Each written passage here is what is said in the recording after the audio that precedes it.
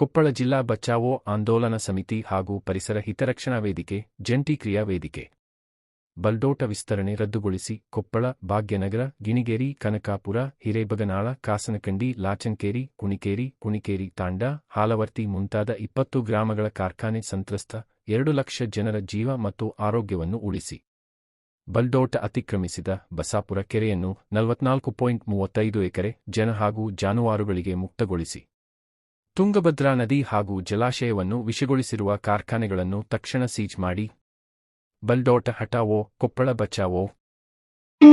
ಕಾರ್ಖಾನೆಗಳು ಬೇಡವೇ ಬೇಡ. ಬಾಧಿತ ಗ್ರಾಮಗಳ ಆರೋಗ್ಯ ಸರ್ವೆ ಆಗಲೇಬೇಕು. ಜನಗಳೇ ಒಂದಾಗಿ. ಲಾಭಕೋರ ಕಂಪನಿಗಳು ಬೇಡವೇ ಬೇಡ. ಲಾಭಕೋರ ಕೊಪ್ಪಳ, ಭಾಗ್ಯನಗರ ಜನರ ಆರೋಗ್ಯದ ಜೊತೆ ಚೆಲ್ಲಾಟವಾಡುತ್ತಿರುವ ಕಂಪನಿಗಳು ಬೇಡವೇ ಬೇಡ. ಬಲ್ಡೋಟ ಹಟಾವೋ. ಪ್ರತಿಭಟನೆ ಹಮ್ಮಿಕೊಂಡಿದ್ದೀರಾ, ಅದರ ಬಗ್ಗೆ ತಿಳಿಸಿ ಸರ್. ಕೊಪ್ಪಳ ಜಿಲ್ಲಾ ಬಚಾವೋ ಆಂದೋಲನ ಹಾಗೂ ಪರಿಸರ ಹಿತರಕ್ಷಣಾ ವೇದಿಕೆಯ ಮೂಲಕ ಇಲ್ಲಿ ಸಾಂಕೇತಿಕ ಧರಣಿ ನಡೀತಾ ಇದೆ. ಕೊಪ್ಪಳ ಜಿಲ್ಲೆಯಲ್ಲಿ 202 ಕೈಗಾರಿಕೆಗಳು ಕೇಂದ್ರೀಕರಣ ಆಗಿವೆ.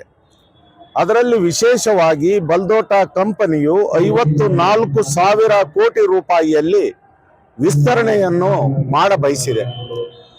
ಅದು ಬೇಡ ಎಂದು ಹೋದ ವರ್ಷ ಕೊಪ್ಪಳದ ಗವಿಸಿದ್ದೇಶ್ವರ ಸ್ವಾಮಿಗಳ ನೇತೃತ್ವದಲ್ಲಿ ಕೊಪ್ಪಳ ಬಂದ್ ಅನ್ನು ಆಚರಿಸಿ ಎಲ್ಲ ಜನಪ್ರತಿನಿಧಿಗಳನ್ನು ಕೂಡ ಆಹ್ವಾನಿಸಿ ಸರ್ಕಾರದಿಂದ ಇದಕ್ಕೆ ನಿಲುಗಡೆಯ ಪತ್ರವನ್ನು ತರಬೇಕು ಅಂತ ಜನತೆಯ ಪರವಾಗಿ ಸ್ವಾಮಿಗಳು ಆದೇಶವನ್ನು ಮಾಡಿದ್ರು.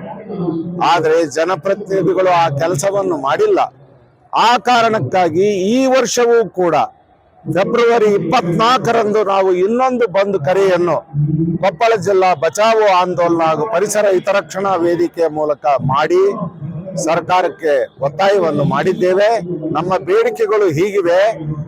ಬಲ್ಡೋಟ ಕಂಪನಿ ಹಾಗೂ ಯಾವುದೇ ಕಂಪನಿಯ ವಿಸ್ತರಣೆ ಆಗಕೂಡದು. ಯಾವುದೇ ಹೊಸ ಕಾರ್ಖಾನೆ ಬರಬಾರದು. ಬಸಾಪುರ ಕೆರೆ ಜಾನುವಾರುಗಳಿಗೆ ಮುಕ್ತವಾಗಬೇಕು.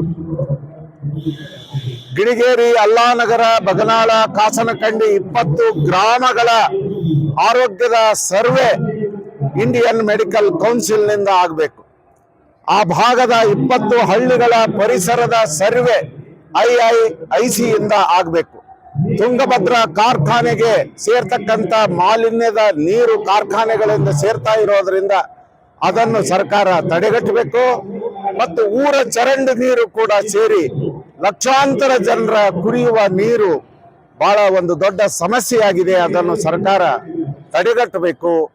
ಬಾಧಿತ ಗ್ರಾಮಗಳಿಗೆ ಮುಖ್ಯಮಂತ್ರಿಗಳು, ಆರೋಗ್ಯ ಮಂತ್ರಿಗಳು, ಕೃಷಿ ಸಚಿವರು, ಜಿಲ್ಲಾ ಉಸ್ತುವಾರಿ ಸಚಿವರು ಭೇಟಿಯನ್ನು ಕೊಡಬೇಕು ಅನ್ನುವುದು ನಮ್ಮ ಬೇಡಿಕೆಗಳು.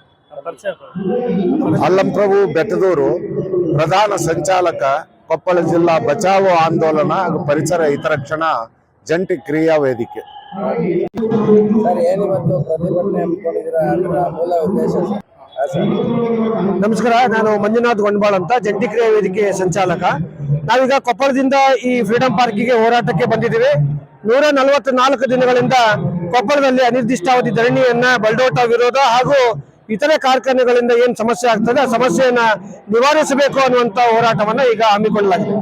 ವಿಶೇಷವಾಗಿ ಕೊಪ್ಪಳದಲ್ಲಿ ಮತ್ತು ಪಕ್ಕದ 20 ಗ್ರಾಮಗಳಿಗೆ ಏನು ವಿಷಾನಿಲ, ಹೊಗೆ ಮತ್ತು ಧೂಳಿನಿಂದ ಏನು ಸಮಸ್ಯೆ ಉಂಟಾಗಿದೆ, ಆ ಕಾರಣಕ್ಕಾಗಿ ಈ ಎಲ್ಲ ಗ್ರಾಮಗಳಲ್ಲಿ ಸುಮಾರು 10%ಗಿಂತ ಹೆಚ್ಚು ಜನ ಕಾಯಿಲೆಗಳಿಗೆ ತುತ್ತಾಗಿದ್ದಾರೆ. ಅದರೊಳಗಡೆ ಅಸ್ತಮಾ, TB, ಕ್ಯಾನ್ಸರ್ ಮುಂತಾದ ಕಾಯಿಲೆಗಳಿದೆ.